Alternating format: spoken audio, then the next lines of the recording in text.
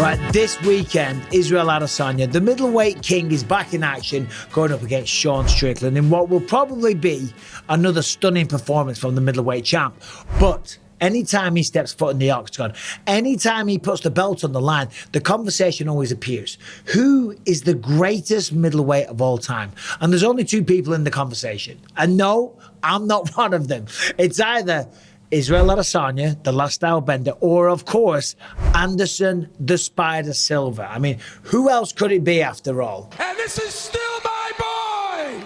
So let's take a look at the stats. Anderson Silva, a record of 34, 11, and 1 no contest in mixed martial arts. Let's just look at some of the stats. First of all, these are crazy. He's the longest reigning UFC champion of any division, 2,457 days. He's got the most finishes in UFC title fights at 9.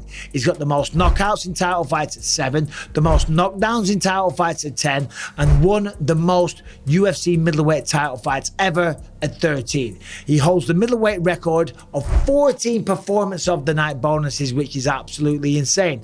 So let's look at Israel Adesanya. Now, when you look at that of Anderson Silva, these numbers kind of pale in comparison.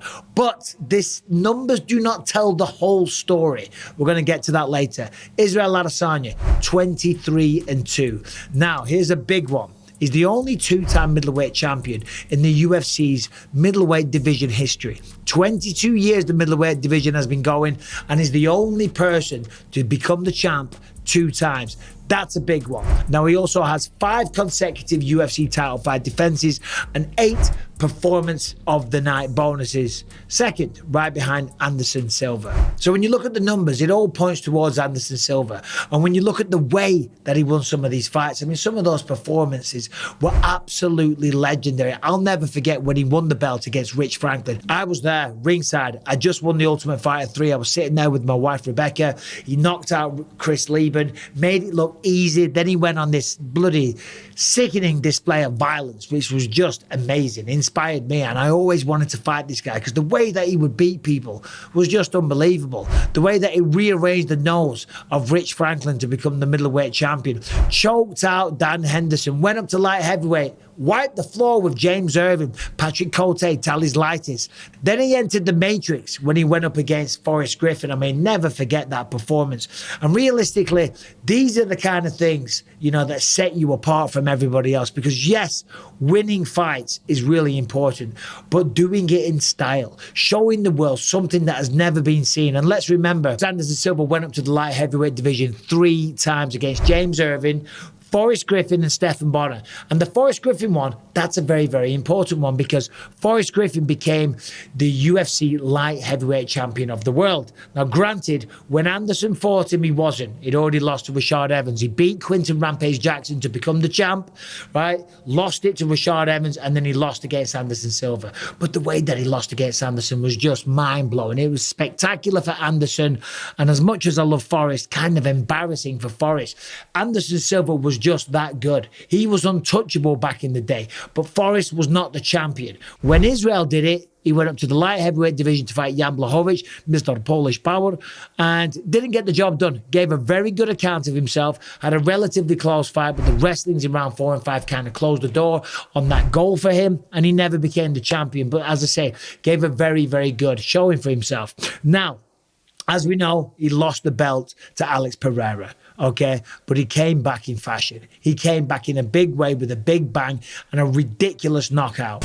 Recently, I partnered with a company called Legacy Precious Metals. Now, I know a lot of people are going through tough times right now, but if you are fortunate enough to where you have a few dollars left over every month to think about investing, then maybe investing in gold and silver through Legacy Precious Metals might be for you. Now, the stock market, if you follow that stuff, it's all over the place. In fact, it's plummeting right now. But precious metals, they've always held their value or even increased. So, of course, that's something that we're all interested in. Does it have to be a lot of money? It can just be a little bit because it all adds up over time. Now, if you click the link, there is a guide there. It'll tell you all about investing in gold and silver, or you can give them a call and they will answer all of your questions at 866-933-0317. And by coming back and knocking out Pereira the way that he did, number one, so impressive because he could have taken some time out. He could have let people like Robert Whittaker maybe use the wrestling and take the belt from him, then come back and face Whittaker himself because he knows he can beat him or thinks he can beat him a third time with respect to Robert. But no, that's not what he did. He didn't choose the easy path. He came straight back, fought Pereira again, knocked him out cold, and became the first ever two-time UFC middleweight champion in the middleweight division, 22-year history. I mean, that deserves a special mention, right? Because getting to the UFC, going on a run, becoming the champion, defending the belt multiple times, and then losing the belt. All right, well, listen, Anderson Silva was not able to do that. Granted, he fought a lot of very, very good opposition. Because for Anderson Silva, look, listen, we know how he lost the belt. Of course, he kind of messed around against Chris Weidman. Then he came back the second time and broke his leg. It was very unfortunate. Returned, beat Nick Diaz, lost to me in a very, very good fight. Then he fought Daniel Cormier, beat Derek Brunson. Then he lost to Israel Adesanya. And that's an important factor because I'm sitting here and I'm saying, who's better? Who's the greatest middleweight of all time? Well, they fought each other, so therefore you've got to go with Israel Adesanya. I don't think so. I'm not saying that Israel's not the best. I'm not saying that he's not the greatest. I'm saying just because they fought and Israel won, I don't think that's enough. I think when you look at the stats, when you look at the figures, the numbers, the defenses, and all the rest of it, that kind of tips the balance towards Anderson Silva. And yes, of course, they fought. And it was a pretty close fight. But Israel Adesanya clearly in his prime. And Anderson Silva, sadly, on the decline. So that definitely swayed, right? And it's a shame we never got to see them two fight because they are so similar in styles. And what an unbelievable fight that would have been. And that sounds disrespectful to Israel Adesanya. And that's not what I'm trying to do here. The fact that I'm putting them two in this conversation, right, leaps and bounds above anyone else. It is not an insult. It's not an insult at all. Now, granted, the people that he lost to, Uriah Hall, Jared Cannonier, Israel Adesanya, Daniel Cormier, myself, these aren't slouches, and Chris Weidman 2 times.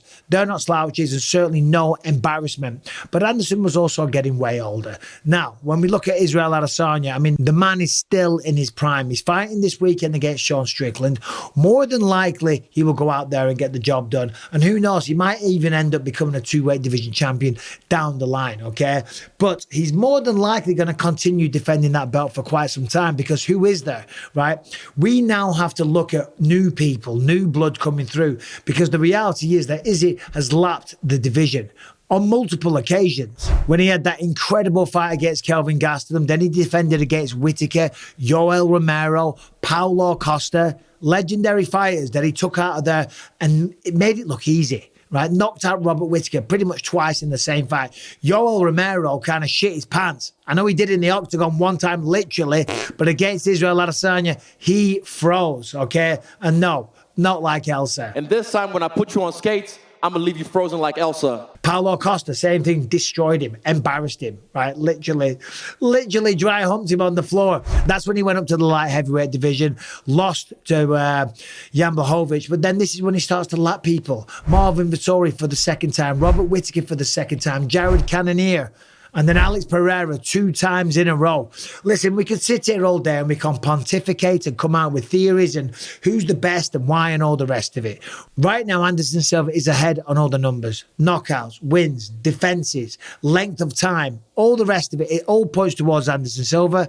And I think he's got the better style so far, right? The last style bender is incredible to watch. But the way that Anderson Silva would dispose of his opponents was legendary back in the day. I mean, that front kick to the face of Vitor Belfort. I will never forget that. Chael Sonnen, let's remember that, got taken down for 5 rounds, destroyed. And in the last few seconds, less than 2 minutes left in the fight, hits him with a triangle. Forrest Griffin, we talked about that one. I mean, it was spectacular what he did. And he inspired so many generations of fighters, myself included. And he was kind of like the driving force in my career because he was the guy that I always wanted to face. And if I was younger, I would love to face Israel Adesanya. So the reality is the 2 great fighters from 2 different eras. They did get to fight one another. And of course, Israel won. But as I said before, you can't really look at that fight too much. You can't really give it too much weight.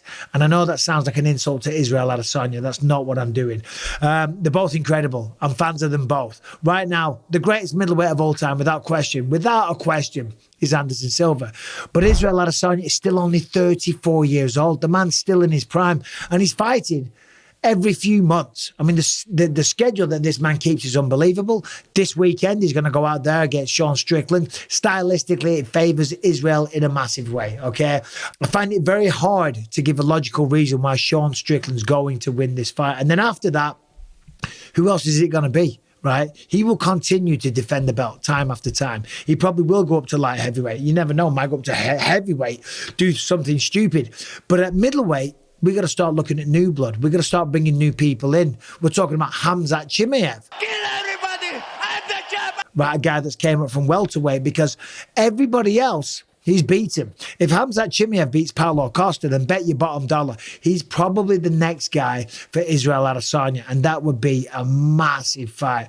Also, there's Bo Nickel. What we're looking at here is grapplers, because nobody wants to tango with Israel Adesanya on the feet right now. Certainly after what he did to Alex Pereira. And if Alex Pereira fights Yuri Prohaska, becomes the light heavyweight champion of the world, not only will Izzy become a two-time middleweight division, there's a very good chance that he becomes a two-weight division champion of the UFC. So, Israel Adesanya, you are the man, you are the champ, you are incredible, but you still got a little bit to do, in my very humble opinion. So either way you look at this, they're both incredible fighters that have had stunning careers that will inspire the martial arts world for many generations to come. But right now, Anderson Silva is ahead, just purely on the numbers and with the style points right now. But as I said, for many, many reasons, Israel Adesanya may in time come to surpass that, but it's still a little bit too early for that. But what do you think? What do you think this weekend? Does he get the job done? Also, is he better than Anderson Silva? Is he a better champion? Or who, in your mind, is the greatest middleweight of all time? Let me know in the comment section down there below. Subscribe and ring the bell, and I'll see you soon.